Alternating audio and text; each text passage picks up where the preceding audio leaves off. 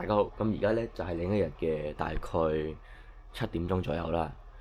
咁我哋一陣咧就會去嗰個叫做816工程同埋培靈大裂谷、武陵大裂谷，同埋咧我哋仲會去到一個額外嘅景點叫做培靈百學良。咁咧我哋就準備就要出發㗎啦。我哋今次係跟團去嘅，咁咧就一陣見先。咁個百學良咧就係喺呢個浮標度嘅水底下面，已經係沉咗㗎啦，已經係成個百學良咧就係一大塊岩石嚟嘅。咁呢個咧就係佢俾水浸咗之前嘅樣。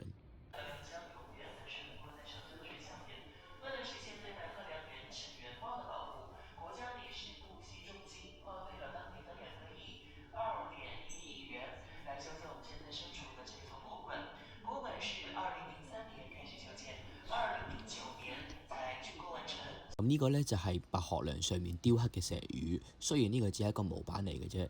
咁咧喺百學良咧就會有一對嘅石魚咧用嚟測水深嘅。咁佢哋測水深嘅方法就係，如果個水咧去到個魚眼嘅位置咧，即係代表呢個水係正常嘅位置、正常嘅深度啦。如果係去到以下咧，就代表佢呢個嘅水度係太淺啦。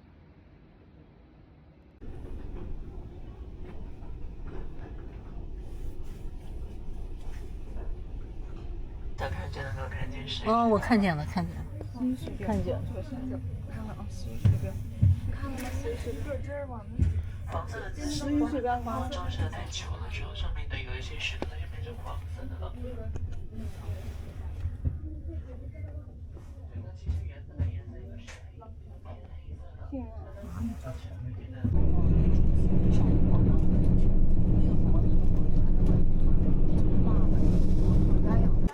真係超大霧啊！呢度你冇啊？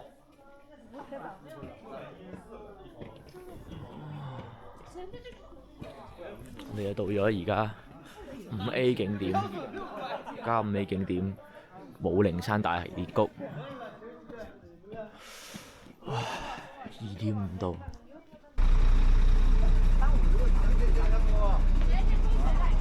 雾气大呀！我就看那个抖。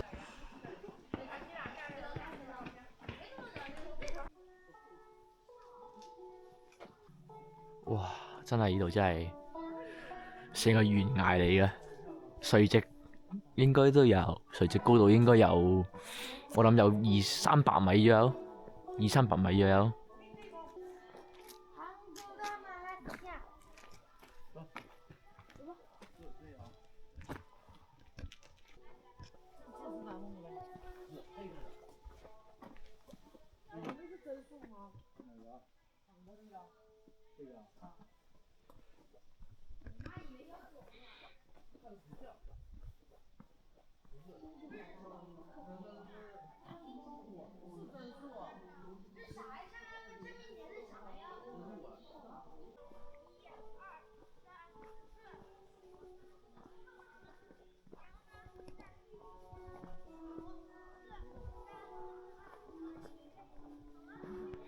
哇！咁我哋而家咧就去完嗰個石情崖之後咧，入到嚟呢度啦。青天峽地縫，哇！呢度真係深啊！呢度完全係地縫嚟㗎啦，大家睇唔睇到啊？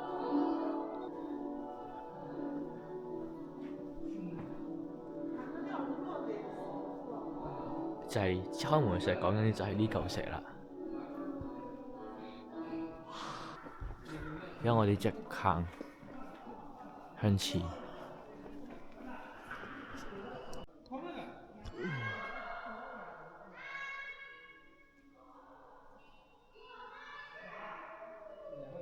哇！你話呢度下面有幾高？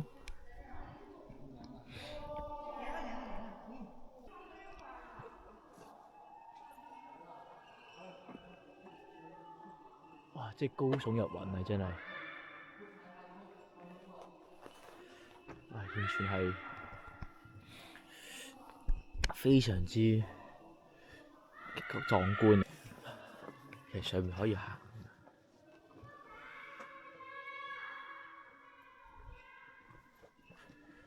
哇！真係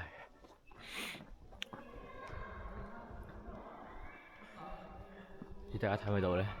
前面呢個其實係好深好深嘅峽谷嚟嘅。大家唔好驚啊！望出邊幾高，你睇呢度，哇！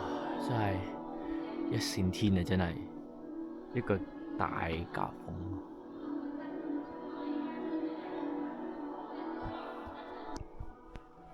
呢個就係一個叫做震天人啊，仲有中間呢個石頭，喺上面。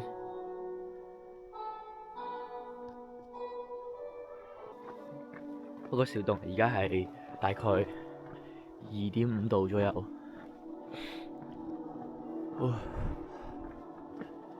邊呢？出嚟呢度啦，成個環境又唔同咗咯喎！你望下。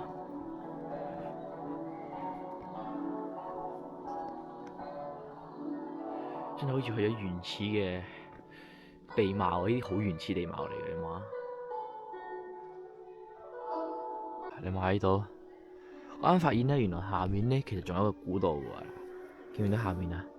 有一欄啊，其實係古道嚟嘅，可以落到下面嘅，唔知點解而家唔可以行咧？哇！今次真係stun到我㗎啦！我去咗咁多次呢啲有自然啲嘅地貌咧。我覺得呢個地貌係真係 stun 到我，真係好宏偉啊！望落去，即係你好似一個好細粒嘅螞蟻，企喺一個好，即係我哋好似呢啲山啊、呢啲山石咧對比落嚟，我哋好似只一隻螞蟻咁樣咁細隻。誒，見到啊嗱，呢度就係嗰個樓梯，可以落到下面嘅。我行下，我發現咗個洞，你話？個窿幾深？我哋而家見唔見到對面嗰個我哋嘅棧道同嗰個谷底有幾遠幾高？你諗下相差。下面個洞成個峽谷有幾高？你諗下。哦，你睇呢度，哇！真係壯觀啊！哇，有個石頭，我低啲先。哇，係。差啲冚頭，哇！啦，我哋而家喺緊呢個棧道上面，真係，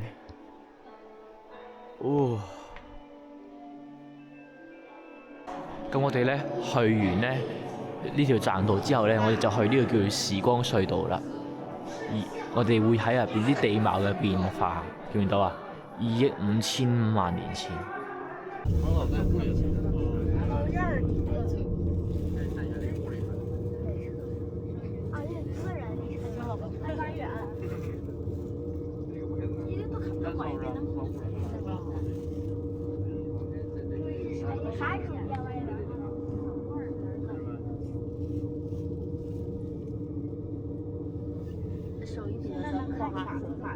而家咧就嚟到816工程，呢個係一個已經廢棄咗嘅核工廠嚟嘅。咁呢個係以前用嚟整原子彈用嘅。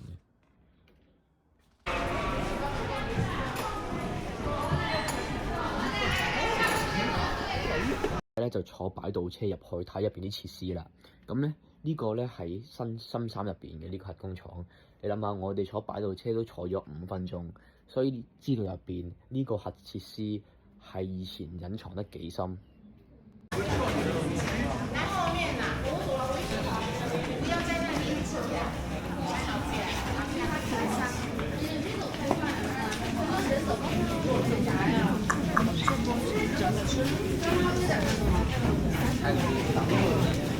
东火车5号通道、进火车7号通道。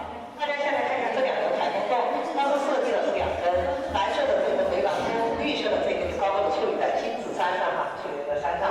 到150米之间4米，2间到洞内所有的通道将洞内的。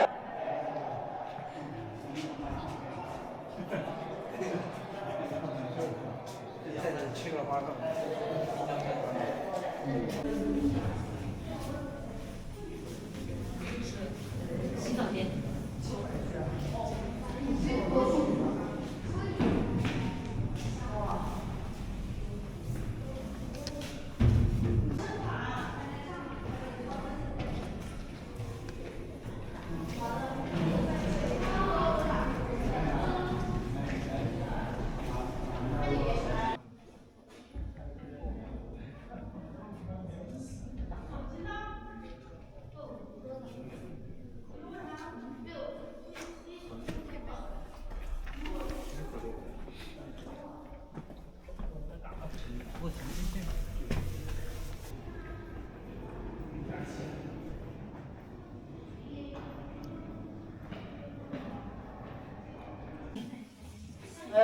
石砖一样这么高嘛，基本上没脱落。这个里面当时是加了一种高科技材料钛元素，金属款一个钛一个钛。这种材质主要有屏蔽和辐射的作用，防潮、防腐蚀的作用防潮、防腐蚀的作用。那这个长期以平米来计算，是3000块钱平米就是下面多数都用在航空航天上钛这个元素。哎，好，等一会儿啊。老公，下面。哎，等一会儿，等会儿，等会儿，别动，别动，你小子快到点儿。不好意思。来，去站在那个牺牲中间，牺牲，找到牺牲来。好，2步的，我帮来。往前上前一步。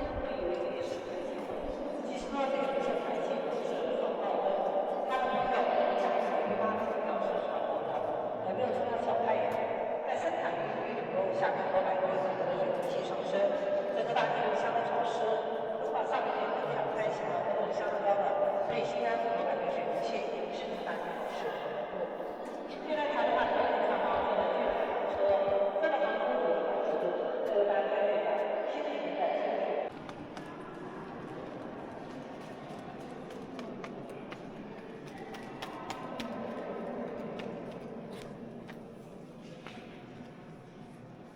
扣1块钱的危险。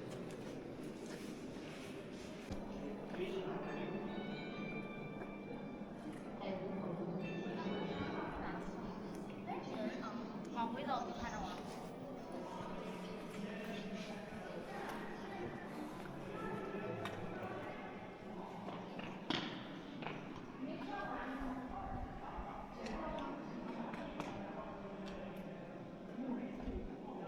完呢個反應堆之後呢，咁我哋今日呢個白學良、呢個武陵大裂谷同埋816核設施嘅旅程就完啦。咁唔知大家對邊一個景點會更加有興趣呢？大家不妨喺留言度講一聲。